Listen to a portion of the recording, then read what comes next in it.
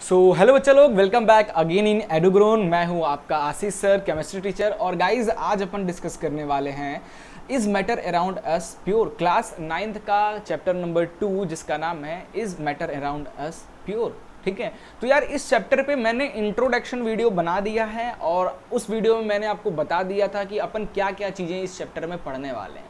एक brief introduction मैंने दे दिया। नाउ आज से अब इस चैप्टर के मेन टॉपिक का डिस्कशन स्टार्ट करेंगे।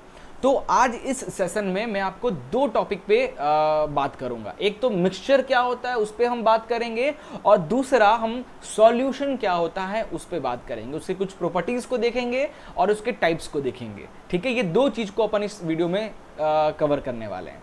बट उससे पहले अपन थोड़ा सा प्योर सब्सटेंस और इम्प्योर सब्सटेंस को जान लेते हैं, है ना। वैसे मैंने आपको इंट्रोडक्शन वाले पार्ट में बता दिया था, बट अपन ये चालू कर रहे हैं तो थोड़ा सा मैं यहाँ पे कोशिश करूंगा आपको थोड़ा एक बार और बताने की। ठीक है, तो यार लेट नहीं करते हैं, चलते हैं अपने स्क्रीन पे और आज का सेशन स्टार्ट करते हैं। बट यार एक छोटी सी रिक्वेस्ट है, चैनल पे नए हो तो चैनल को सब्सक्राइब, वीडियो को लाइक और भैया शेयर करके जरूर जाना, है ना। चलिए स्टार्ट करते हैं।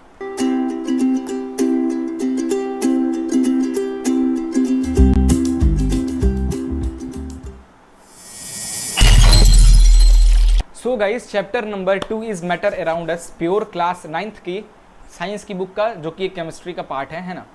तो यार प्रीवियस लेक्चर में हमने इस चैप्टर का इंट्रोडक्शन देखा था और हमने उसमें ये भी देखा था कि प्योर सब्सटेंस और मिक्सचर क्या होता है। एक बार अपन फिर से थोड़ा सा डिस्कस करेंगे। देखो यार, अपन मार्केट जाते हैं तो अपन को बहुत सारे पैकेट्स मिलते हैं। ब्रांडेड फूड्स वगैरह की बात कर रहे हैं। प्योर सॉल्ट लिखा हुआ कुछ ब्रांड कंपनी का अपने को पैकेट दिखता है, pure ghee, pure milk. But यार इज इट रियली प्योर, है ना। पापा मम्मी के लिए क्योंकि वो ब्रांड है, then it is, I hope वहां पे मिक्सिंग कम है और वो प्योर है। But as a science student क्या सच में लगता है कि आपको वो प्योर है ना। चलिए वो पैकेट की बात छोड़िए, आपने एक काऊ लिया, है ना, और आपने तुरंत काऊ से मिल्क निकाला, तो पापा मम्मी के लिए वो तो आंख से उन्होंने देखा कि यार अभी जस्ट काऊ से मिल्क निकला है, तो वो बोलेंगे ये मिल्क तो बहुत प्योर है। But as a science student क्या आप उसको मिल्क को प्योर कहोगे? नहीं कह सकते हो। एज ए साइंस स्टूडेंट आपको पता है जो मिल्क है वो अलग अलग कंपाउंड, अलग अलग एलिमेंट से मिलकर बना है। मिल्क में थोड़े सा वाटर है, थोड़ा सा प्रोटीन है, थोड़ा फैट है, कुछ विटामिन है, इतने सारे एलिमेंट हैं। जब इतने सारे एलिमेंट है तो अब वो प्योर कैसे हुआ? वो तो इम्प्योर हुआ। तो यार अपन यहीं से शुरुआत करते हैं, थोड़ा सा प्योर सब्सटेंस और इम्प्योर सब्सटेंस को समझने की कोशिश करते हैं। ठीक है, सो देखो यार, एक तरफ मैटर की बात करते हैं, अपन पढ़ रहे हैं मैटर, है ना। तो जो चैप्टर 1 में हमने पढ़ा था, मैटर की फिजिकल प्रॉपर्टीज पढ़ा था, like solid, liquid, gas, plasma, Bose Einstein matter की हमने फिजिकल प्रॉपर्टीज पढ़ा था। इस चैप्टर में हम मैटर की केमिकल प्रॉपर्टीज को समझेंगे। तो मैटर की दो केमिकल प्रॉपर्टी होती है। मैटर्स जो होते हैं या तो वो प्योर होते हैं या तो वो इम्प्योर होते हैं। ठीक है, अब मैं कुछ एग्जाम्पल देके आपको प्योर और इम्प्योर को समझाना चाहूंगा। अब प्योर की बात कर लें तो एग्जाम्पल मैं लेता हूं, हाइड्रोजन ले लो, ऑक्सीजन ले लो, ठीक है, प्योर वाटर ले लिया जाए, प्योर H2O, ठीक है, प्योर H2O ले लो, कार्बन डाइऑक्साइड ले लो, ये सब प्योर हो गया। अब यहाँ पे कुछ, अब कैसे प्योर हुआ? देखो मान लो ये हाइड्रोजन है, ये क्या है? हाइड्रोजन है, ये हाइड्रोजन का एक एलिमेंट है। अब ये जो हाइड्रोजन है का एलिमेंट जो है वो छोटे छोटे एटम से मिलके बना होगा, तो वो एटम ऑक्सीजन के थोड़ी ना होंगे, या वो एटम प्लूटोनियम थोड़ी ना होगा, वाइब्रेनियम मार्वल स्टूडियो वाला वो थोड़ी ना होगा। हाइड्रोजन एलिमेंट है तो वो किससे मिलके बना होगा? हाइड्रोजन के एटम से मिलकर बना होगा। तो यार कोई भी एलिमेंट जो बनता है ना वो छोटे छोटे एटम से मिलकर, देखो पहले एटम्स आते हैं, एटम्स जब मिलते हैं तो एलिमेंट बनता है, एलिमेंट जब मिलते हैं तो कंपाउंड बनता है, कंपाउंड जब मिलते हैं तो मॉलिक्यूल्स बनता है। लाइक दैट हमारी सीरीज चलती है। तो एलिमेंट कैसे बना? छोटे छोटे एटम से मिलकर, छोटे छोटे खूब सारे एटम्स जो हैं वो क्लोज आए, कंबाइन हुए, तो एक हमारा ठोस एलिमेंट बन गया हाइड्रोजन। अब ये एटम ऑक्सीजन का तो होगा नहीं, ये एटम भी सब हाइड्रोजन के होंगे। तो एक एलिमेंट, हाइड्रोजन का जो एलिमेंट है उसकी प्रॉपर्टीज की बात करें या हाइड्रोजन एटम की प्रॉपर्टीज की बात करें, बोथ आर सेम। क्लियर है?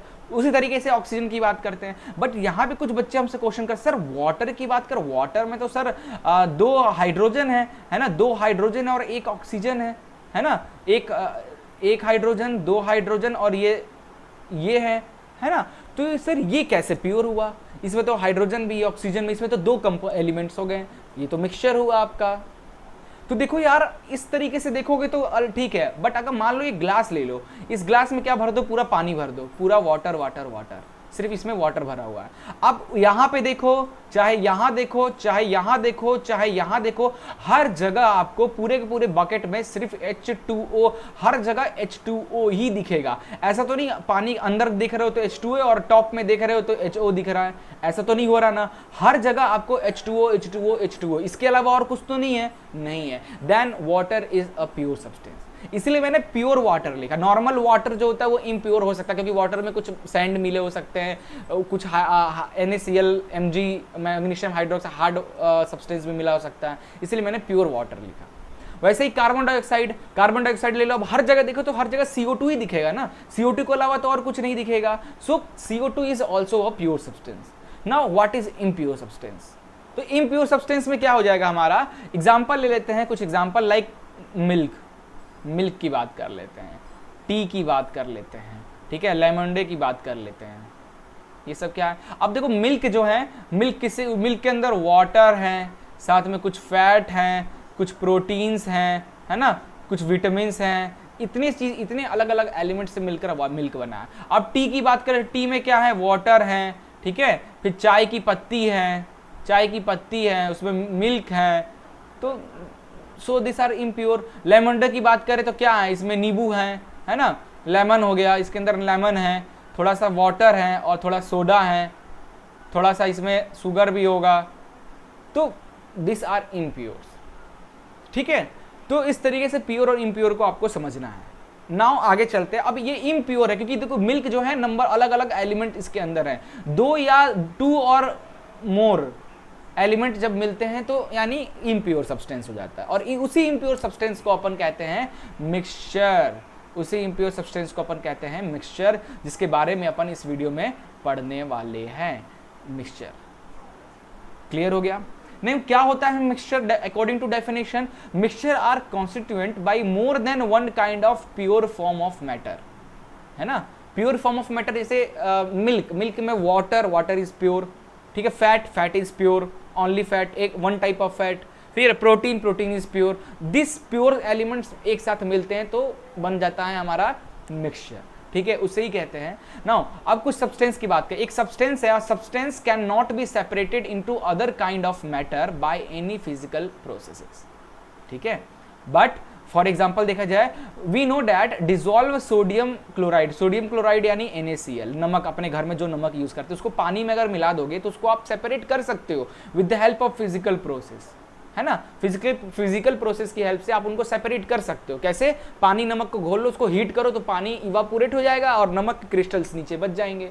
तो आपने पानी और नमक को अलग कर लिया with the help of physical features. But क्या जो नमक बचा है उस नमक में क्या है NaCl, क्या NaCl को, सोडियम क्लोराइड NaCl को क्या आप Na+Cl में अलग अलग कर सकते हो क्या फिजिकल प्रोसेस से? दैट इज नॉट पॉसिबल, ठीक है। यही चीज यहां पे समझाना चाह रहा है। नाउ अब अपन बात करते हैं मिक्सचर का। Mixture consist of more than one kind of pure substance which can be separated by the physical method, ठीक है, फिजिकली अपन इसको सेपरेट कर सकते हैं, ठीक है। नाउ मिक्सचर आर दो टाइप के मिक्सचर होते हैं, एक होता है होमोजेनस मिक्सचर, दूसरा होता है हेट्रोजेनस मिक्सचर। इन दोनों को अपन समझते हैं। तो देखो यार, होमोजेनस मिक्सचर क्या होता है? होमोजेनस मिक्सचर क्या होता है? A mixture is said to be homogeneous if all the component of the mixture are uniformly mixed and there are no boundaries of separation between them. अब ये फिगर देखो, ये एक तरफ होमोजेनस है, एक तरफ हेट्रोजेनस है। तो अब होमोजेनस मिक्सचर को देखो आप ध्यान से, तो होमोजेनस मिक्सचर में ये ऑरेंज कलर का एक पार्टिकल है, एक पार्टिकल ऑरेंज कलर का, एक पार्टिकल आपको देखो पिंक कलर का है, ठीक है। अगर देखोगे तो ये ऑरेंज और पिंक पार्टिकल यूनिफॉर्मली मिक्स हैं। हर दो येलो पार्टिकल के बीच में हमारा येलो पार्टिकल के बीच में एक रेड पार्टिकल है। देख रहे हो पूरे के पूरे, ये एक बीकर मान लो, इसको अगर एक बीकर मान लिया जाए, इस बीकर में 2 एलिमेंट पूरी तरीके से क्या हो गए, मिक्स हो गए, यूनिफॉर्मली अच्छी तरीके से घुल जाना। एग्जाम्पल देखा जाए, रियल लाइफ एग्जाम्पल देख लो होमोजेनस का। आप पानी में नमक को घोलो, पानी में नमक को घोलोगे तो फिर आपको नमक दिखेगा क्या? बिल्कुल नहीं दिखेगा। पूरी तरीके से पानी में क्या होगा, ये नमक घुल जाएगा एकदम अच्छी तरीके से। अगर यानी क्या अपन कहेंगे, mixture, the component of mixture, इस मिक्सचर का जो कंपोनेंट है वो यूनिफॉर्मली मिक्स्ड हो गया है और उनके बीच में कोई बाउंड्री नहीं है। बाउंड्री नहीं है मतलब जैसे यहाँ पे देखो हेट्रोजेनस मिक्सचर का एग्जांपल है, तो ऊपर में पानी है और नीचे में सैंड है, तो यहाँ पे एक बाउंड्री बना है ना, एक बाउंड्री बन गया है किसके, सैंड और वाटर के बीच में एक बाउंड्री है ना। यहाँ पे ऐसे कोई बाउंड्री नहीं है, तो ऐसा मिक्सचर को अपन होमोजेनस मिक्सचर कहते हैं। फिर से एक बार समझ लो इसको, होमोजेनस मिक्सचर को। A mixture is said to be a homogeneous mixture if all the component of mixture are uniformly mixed, है ना, यूनिफॉर्मली मिक्स्ड होते हैं and there will be a no separation of boundary between them. That type of mixture is known as homogeneous mixture. Example, sugar in water या salt in water, है ना। Now heterogeneous mixture क्या कहलाएगा? Heterogeneous mixture क्या होगा? तो heterogeneous mixture देखो, अब यहाँ पे देखो इसमें क्या होता है, देखो येलो कलर के जो पार्टिकल्स है उनका देखो एक अलग ही जगह है, वो यहाँ पे हैं, और रेड वाले पार्टिकल्स क्या है, अलग हैं। तो इनके बीच में एक बाउंड्री है, इनके बीच में क्या है, ये देखो एक बाउंड्री दिख रहा है, इनके बीच में एक बाउंड्री दिख रहा है। So this type of mixture are heterogeneous mixture. Real life example देखा जाए तो आप देख लो, सैंड और वाटर का एग्जांपल देख लो, ये ऊपर पानी है और नीचे सैंड है, दोनों एकदम साफ साफ आपको दिख रहे हैं अलग अलग। उनके बीच में क्या है, एक बाउंड्री भी है जो सेपरेट कर रहा है वाटर और सैंड को, है ना। This are the example of heterogeneous mixture. Water की बात कर लें, water and air, sand, air etcetera are the heterogeneous mixtures. ठीक है, चलिए ये क्लियर हो गया, होमोजेनस हेट्रोजेनस मिक्सचर क्लियर हो गया। अब आगे चलते हैं, कुछ एनसीईआरटी के क्वेश्चंस हैं, वैसे अपन एक अलग से वीडियो बनाएंगे इन टेक्स्ट क्वेश्चन को डिस्कस करते हुए, तभी अपन डिस्कस कर लेंगे। अभी हम क्या डिस्कस कर रहे हैं, कुछ क्वेश्चंस हैं, what is meant by pure substance क्या होता है, अभी मैंने एक्सप्लेन किया, आप आराम से लिख सकते हो लैंग्वेज में। उसके बाद लिखा list the point of difference between homogeneous and heterogeneous mixture को डिफरेंशिएट कीजिए। मैंने कुछ पॉइंट्स बताए, आप उसको नोट कर सकते हो, है ना। चलिए आगे चलते हैं, सॉल्यूशन क्या होता है उसको देखते हैं। सॉल्यूशन बहुत इंपॉर्टेंट है, आगे अपन सस्पेंशन पढ़ेंगे, कोलाइडल सॉल्यूशन पढ़ेंगे। तो यार ये चार चीज अपन बहुत इंपॉर्टेंट है, इस चैप्टर के स्टार्टिंग में अपन पढ़ेंगे। सबसे पहले मिक्सचर क्या होता है, मिक्सचर के बाद सॉल्यूशन, सॉल्यूशन के बाद सस्पेंशन, सस्पेंशन के बाद कोलाइडल सॉल्यूशन। तो इन चारों की प्रॉपर्टीज यार बड़े अच्छे से पढ़ लो, बहुत इंपॉर्टेंट है, टाइप और उनकी प्रॉपर्टीज। तो अपन आज की वीडियो में सिर्फ मिक्सचर और सॉल्यूशन को पढ़ने वाले हैं, ठीक है। तो यार देखते हैं सॉल्यूशन क्या होता है।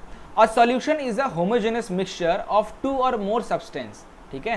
जो सॉल्यूशन होता है वो होमोजेनस मिक्सचर होता है। होमोजेनस मिक्सचर यानी जल्दी बताओ, ऐसे मिक्सचर जो पूरी तरीके से यूनिफॉर्मली मिले हों, यूनिफॉर्मली घुल जाए। एग्जाम्पल लेमोंडे हो गए, सोडा वाटर हो गया, सॉल्ट इन वाटर हो गया, शुगर इन वाटर हो गया। This are example of homogeneous mixture. और ऐसे ही मिक्सचर को अपन मिला के एक सॉल्यूशन कहते हैं, ठीक है। A solution is a homogeneous mixture of two और मोर सब्सटेंस, ठीक है। Now a solution has two component. Solution के पास दो कंपोनेंट हैं, एक सॉल्वेंट होता है, एक सॉल्यूट होता है। ये सॉल्वेंट और सॉल्यूट क्या होता है, ध्यान से देखो। जो एक सॉल्वेंट और सॉल्यूट मिलकर हमारे बनाते हैं सॉल्यूशन। ये बहुत इंपॉर्टेंट है, इसको एकदम अच्छे से माइंड में रखना।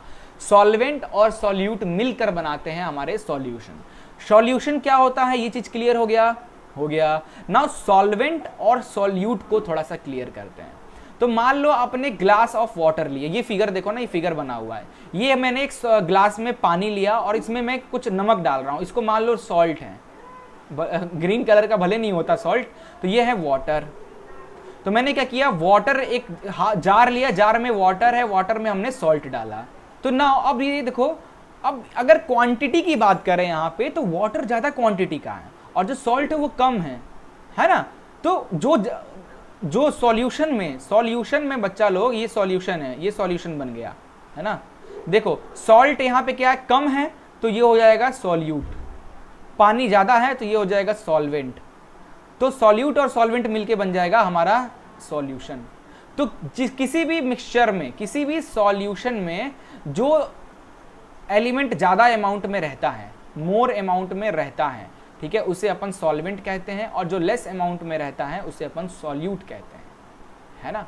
अब एक एग्जांपल ले लेते हैं, मान लीजिए आपने सॉल्ट ले लिया, कितना, एक एग्जांपल दे रहा हूं यहाँ पे, उसको समझना जरा इसकी हेल्प से, कि अपन अगर ऐसा केस दें, in that case what is solute and what is solvent. एक केस में आपको यहाँ पे बता रहा हूँ, ठीक है, एक केस में आपको यहाँ पे बता रहा हूँ। देखो मान लो 5 ग्राम सॉल्ट मैंने लिया और इसमें मैंने 2 ग्राम वाटर ऐड कर दिया, तो हमारा एक सॉल्यूशन बन गया, है ना। अब इसमें सॉल्ट क्या है और इसमें वाटर क्या है, इसमें सॉल्यूशन और सॉल्वेंट क्या है बताओ भाई। तो जो कम है वाटर, इसमें 2 ग्राम है, तो वाटर क्या हो जाएगा, यहाँ पे वाटर क्या हो जाएगा, सॉल्यूट हो जाएगा, सॉल्यूट हो जाएगा। और सॉल्ट ज्यादा है यहाँ पे, तो ये सॉल्वेंट हो जाएगा, ठीक है। बस आप इतना ध्यान रखो, जो ज्यादा होगा सॉल्यूशन में, जो एलिमेंट ज्यादा होगा उस एलिमेंट को अपन सॉल्वेंट कहेंगे, जो एलिमेंट कम होगा उसे अपन सॉल्यूट कहेंगे, और दोनों एलिमेंट मिलके बनता है हमारा सॉल्यूशन, ठीक है। नाउ यही चीज यहाँ पे डेफिनेशन में लिखा हुआ है, आप अपने नोट्स रेडी करने के लिए चेकआउट ये देख सकते हो। अदरवाइज यार आप हमारी वेबसाइट edugrown.in पे जाओ, आपको सारे चैप्टर के नोट्स मिल जाएंगे, एनसीईआरटी के सॉल्यूशन मिल जाएंगे, चैप्टर वाइज आपको मोस्ट इंपॉर्टेंट क्वेश्चंस मिल जाएंगे हर चैप्टर से, साथ ही साथ chapter wise multiple choice questions, MCQs भी आपको मिल जाएंगे। वेबसाइट को चेकआउट करो, डिस्क्रिप्शन में आपको लिंक मिल जाएगी, ठीक है। तो देखो यार क्या कह रहा है सॉल्वेंट, डेफिनेशन पढ़ते हैं।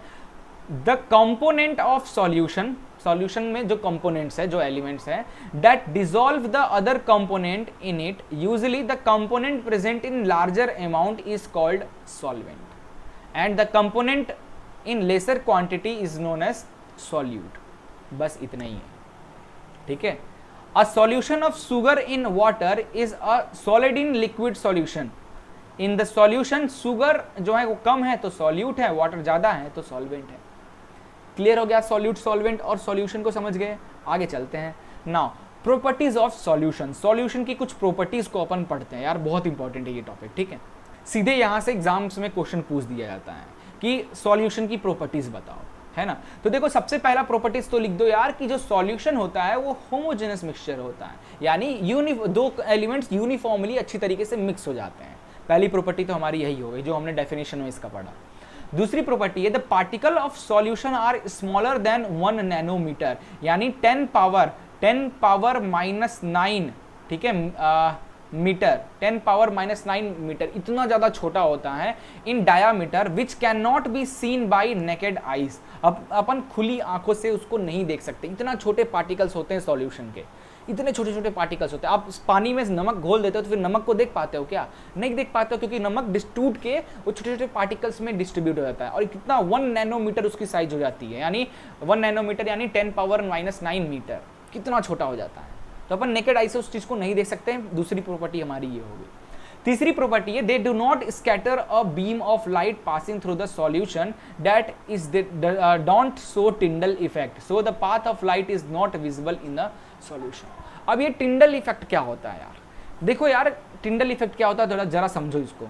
जैसे देखो क्या होता है, टिंडल इफेक्ट कब शो करता है, टिंडल इफेक्ट कब दिखता है, ठीक है, not टिंडल, it's टिंडल, it's टिंडल। Tyndall effect को जरा सा देखो भाई क्या होता है यार। आपके घर में कभी अंधेरा होगा, कभी आप देखोगे आपके घर पूरा, आपका जो रूम है वो पूरा अंधेरा है और कहीं एक कोने किसी होल से एक लाइट आ रही है, तो आप देखोगे उस लाइट, जो लाइट जिस पाथ से आ रही है उस पाथ में आपको डस्ट पार्टिकल एकदम मस्त एक लाइन में दिख रहे होंगे, that is the Tyndall effect, ठीक है। अब ये कब होता है, जब पार्टिकल्स की साइज बड़ी होती है, जब पार्टिकल की साइज बड़ी होती है ना, तब क्या होती है, लाइट उस पार्टिकल से स्ट्राइक करके रिफ्लेक्ट होती है, जिसकी वजह से एक पाथ बन जाता है जो कि हमें विजिबल होता है, हम देख पाते हैं उसको। तो मान लीजिए आपका टॉर्च है, ये आपका एक टॉर्च है, आपने लाइट जलाया, यहां से ये लाइट निकल रही है, तो लाइट की तो पाथ आपको दिखती नहीं है, लाइट की पाथ दिखेगी नहीं, तब तक नहीं दिखेगी जब तक, अगर आपका नॉर्मल एयर में तो आपको नहीं, घर में आप रूम में लाइट मारो नॉर्मल एयर में तो आपको लाइट की पाथ तो नहीं दिखेगी। यहीं पे थोड़ा सा पाउडर छीट दो अपने घर में, जहां पे लाइट टॉर्च से लाइट मार रहे हो ना, वहीं पे थोड़ा सा पाउडर ऐसे कर दो, पाउडर के पार्टिकल्स थोड़े बड़े होते हैं, तो आपको लाइट, अचानक से लाइट की बीम दिखने लगेगी, है ना। तो टिंडल इफेक्ट तब शो करता है तो जब पार्टिकल्स क्या होते हैं, थोड़े से बड़े साइज के होते हैं, तो लाइट उस पार्टिकल से स्ट्राइक होकर रिफ्लेक्ट करता है, इस तरीके से रिफ्लेक्ट करता है, ठीक है, जिसकी वजह से क्या होता है, हमें ये लाइट की जो पाथ है वो दिखने लगती है, विजिबल होने लगता है। और that phenomenon is known as Tyndall effect. अब जैसे कि हमने सॉल्यूशन पढ़ रहे हैं, तो सॉल्यूशन में मैंने ऊपर बोला कि पार्टिकल बहुत छोटे होते हैं, आंखों से दिखते तक नहीं है, 1 नैनोमीटर, तो इतने छोटे पार्टिकल में लाइट स्कैटर करेगा नहीं, देयरफॉर हमें टिंडल इफेक्ट यहाँ पे दिखेगा नहीं। तीसरी प्रॉपर्टी हमारी ये हो गई। नाउ द सॉल्यूट, ठीक है, the solute of particle can not be separated from the mixture by the process of filtration. अब फिल्टर करके आप ये देखो, ये मैंने डायग्राम यहाँ बनाया है, ऊपर फिल्टर पेपर ले लो और ये फनल में इस तरीके से फिल्टर पेपर डाल दो और अपना जो सॉल्यूशन है उसको डालो, है ना। नमक पानी को आप क्या करो, नमक और पानी को एक ग्लास में अच्छे से मिला लो और फिर टिश्यू पेपर इस तरीके से रख कर उसमें पानी डालो, तो क्या नमक अलग और पानी अलग हो जाएगा? क्या नहीं होगा। क्यों? क्योंकि सॉल्यूशन में जो पार्टिकल की साइज है वो देखो ना कितना छोटा है, 1 नैनोमीटर, बहुत ज़्यादा छोटा है। पेपर, जो आपके पास ऐसा कोई पेपर ही नहीं होगा जो उतने छोटे पार्टिकल्स को छान सके, फिल्टर कर सके, है ही नहीं। टिश्यू पेपर या फिल्टर पेपर के बीच में भी काफ़ी ज़्यादा गैप होते हैं, तो आराम से उसमें से निकल जाता है। सो सॉल्यूशन को आप फिल्टर पेपर की हेल्प से फिल्टरिंग नहीं कर सकते हो। ये हो 4th पॉइंट। 5th पॉइंट है, a solution is stable and solute particle do not settle down when left undisturb. जैसे कि यार नमक पानी को आप जब एक साथ घोल दोगे और इसको आप 10 मिनट के लिए छोड़ दो, चाहे 1 घंटे के लिए छोड़ दो, चाहे 2 दिन 2 डेज के लिए छोड़ दो, आप ऐसा नहीं होगा कि 2 दिन बाद क्या होगा, नमक अपने आप नीचे बैठ जाएगा और पानी ऐसे रहेगा, ऐसा नहीं है। क्योंकि यूनिफॉर्मली मिक्स होते हैं ना, तो ये बहुत अच्छी तरीके से मिक्स होते हैं। हर वाटर के पार्टिकल के बीच में सॉल्ट का पार्टिकल चला जाता है, एकदम इतनी यूनिफॉर्मली, इतनी स्टेबल मिक्सिंग होती है कि वो आप कितने दिन भी रख दो वो अलग नहीं हो पाएंगे। जब तक पानी इवापोरेट ना हो जाए आपका अलग नहीं होंगे। सो स्टेबल होते हैं इसके पार्टिकल्स, जिसकी वजह से आपको इसकी प्रेसिपिटेशन, आपको नीचे बैठा हुआ सॉल्ट नहीं दिखेगा, भले कितने घंटे या कितने दिन रख दो। ठीक है, ये कुछ इंपॉर्टेंट पॉइंट है सॉल्यूशन के, आपको ध्यान में रखना है। ठीक है, नाउ कंसंट्रेशन ऑफ सॉल्यूशन, कोई भी सॉल्यूशन की कंसंट्रेशन कितना है अपन ये देखते हैं। कंसंट्रेशन का मतलब क्या होता है, थोड़ा सा इसको देखो। अब मैं कंसंट्रेशन किसी दूसरे लैंग्वेज में आपको समझा रहा हूं, कंसंट्रेशन दूसरे लैंग्वेज में समझा रहा हूं। मान लो आपने एक एसिड लिया, एसिड का सॉल्यूशन लिया, है ना, ये बीकर में आपने एसिड का सॉल्यूशन लिया और इसमें मान लीजिए 80% क्या है, एसिड है और 20% क्या है, वाटर है। और आपने एक और एसिड सॉल्यूशन लिया, एक और एसिड का सॉल्यूशन लिया आपने, सेम 100 ग्राम ये भी है टोटल और 100 ग्राम टोटल ये भी है। अब इसमें क्या है, 20% एसिड है और बाकी का बचा हुआ 80% जो है वो क्या है, वाटर है। ठीक है, अब ये बताओ कि इनमें से ये वाला एसिड सॉल्यूशन ज़्यादा खतरनाक होगा या ये वाला एसिड सॉल्यूशन ज़्यादा खतरनाक होगा। अगर आपके हाथ पे हम गिरा दें दोनों सॉल्यूशन को, एक हाथ पे मान लीजिए ये फर्स्ट सॉल्यूशन है आपके लेफ्ट हैंड पे गिरा दूं और सेकंड सॉल्यूशन आपके राइट हैंड पे गिरा दूं, तो यार सबसे ज़्यादा प्रॉब्लम कौन सा क्रिएट करेगा, जिसमें एसिड ज़्यादा होगा, वही ना। तो पहले वाले में देखो 80% एसिड है, कितना ज़्यादा, तो इस सॉल्यूशन, ये जो सॉल्यूशन है इसकी कंसंट्रेशन बहुत ज़्यादा है क्योंकि इसमें एसिड बहुत ज़्यादा है, ये आपको बहुत डेंजर दे सकता है। वहीं सेकंड एसिड सॉल्यूशन की बात करें तो ये बहुत ज़्यादा, ये कॉन्सेंट्रेशन इसको डाइल्यूट कहते हैं, बहुत ज़्यादा डाइल्यूट है क्योंकि इसमें एसिड क्या है, 20% एसिड है, 80% वाटर है, तो यार ये तो आपको उतना कुछ दिक्कत ही नहीं करेगा, है ना। तो यही होता है कंसेंट्रेशन ऑफ सॉल्यूशन एक लैंग्वेज में। But upon concentration of solution को एक और तरीके से समझ सकते हैं, लाइक सैचुरेटेड सॉल्यूशन क्या होता है ना, इस तरीके से। तो देखो अपन सबसे पहले स्टार्ट करते हैं, सैचुरेटेड सॉल्यूशन क्या होता है। सैचुरेटेड सॉल्यूशन, तो देखो, when no more amount of solute can be dissolve in a solution at a given temperature, it is called a saturated solution. ठीक है, नहीं समझ में आया? अब मैं डायग्राम के साथ समझाता हूं। देखो होता क्या है, मान लो मैंने एक बीकर लिया, इस बीकर में क्या है, मैंने वाटर लिया,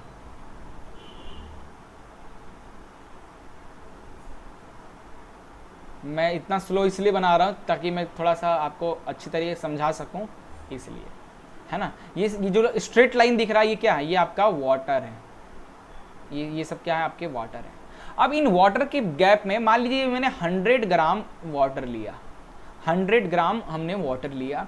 अब 100 ग्राम वाटर में जो वाटर के पार्टिकल्स हाइड्रोजन और ऑक्सीजन, हमें पता है मैटर की प्रॉपर्टीज हमने पढ़ा था कि particle of matter have space between them.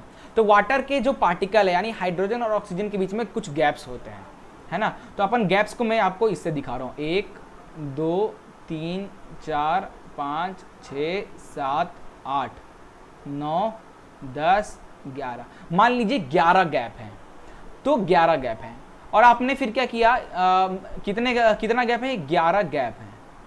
अपन इस तरीके से समझते हैं 11 गैप हैं।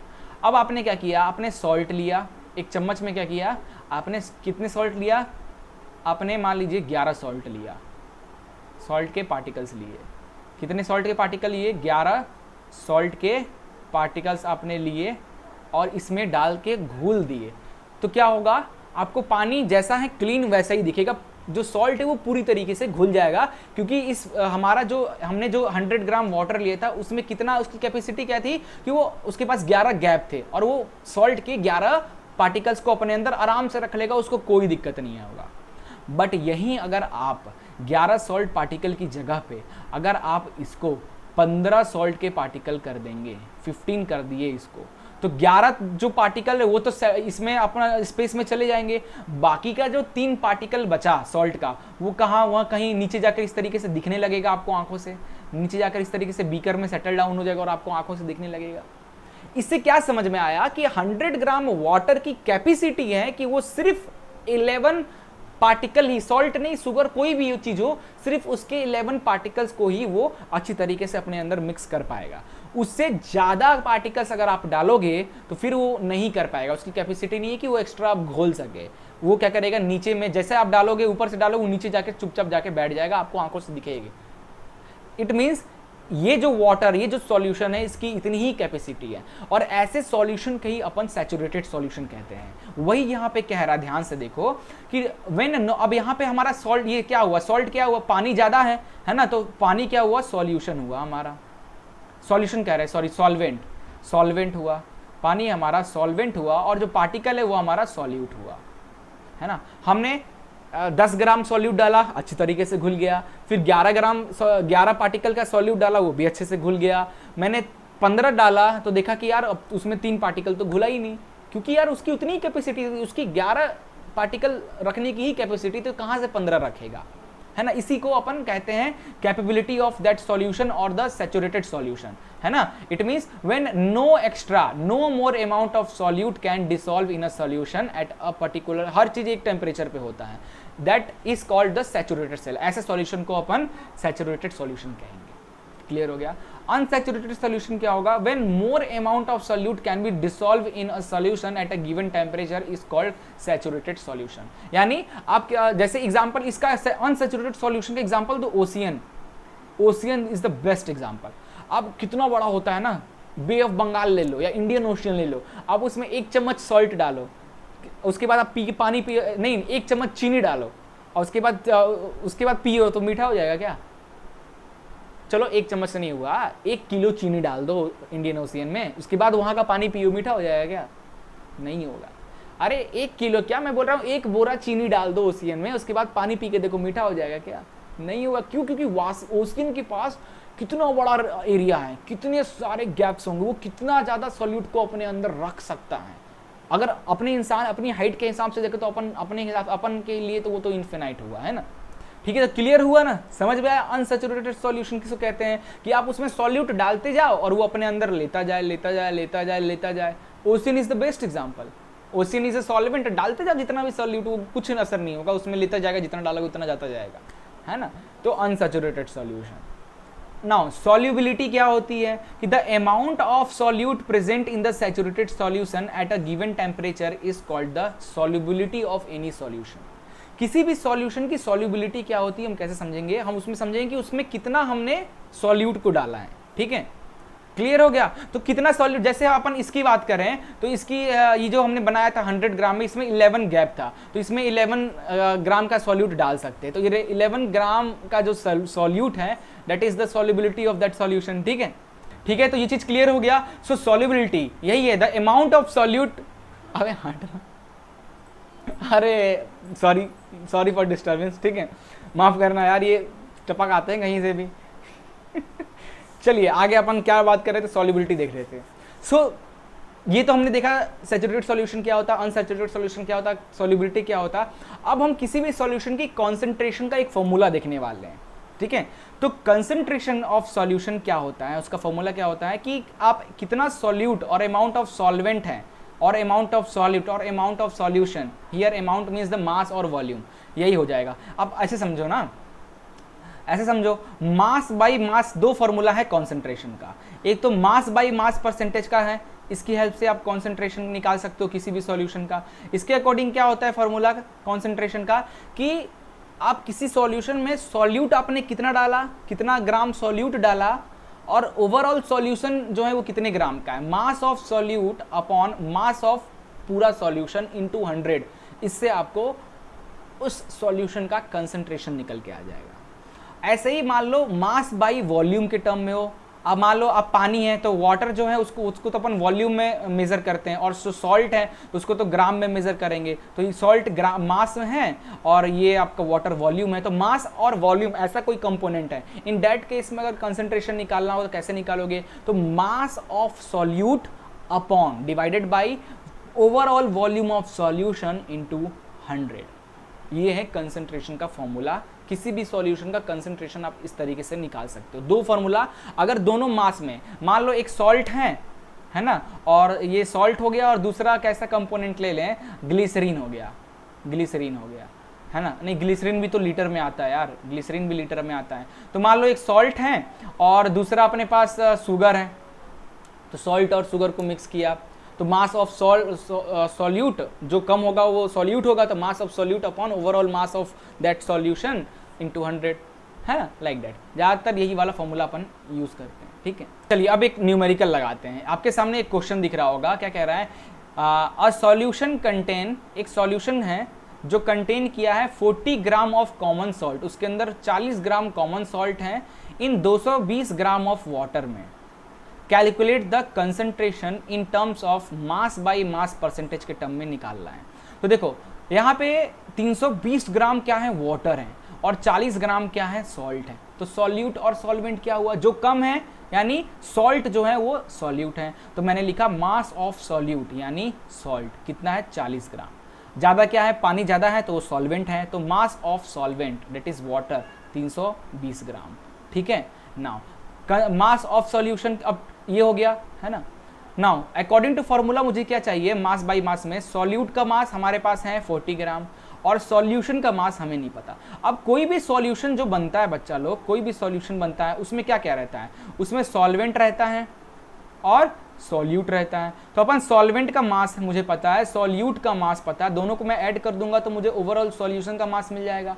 तो मैं 320 सॉल्वेंट और सॉल्यूट दोनों को ऐड कर दिया तो 360 ग्राम हमको सॉल्यूशन का मास मिल गया। नाउ फॉर्मूला लगा देते हैं। तो mass of solute upon mass of solution into 100। तो सॉल्यूट यानी क्या है, सॉल्ट का मास 40 ग्राम, ओवरऑल सॉल्यूशन का मास 360 ग्राम इंटू 100 दैट इज 11.1%। तो यहाँ पे जो सॉल्यूशन है उसका कंसंट्रेशन लेवल है 11.1%, ठीक है।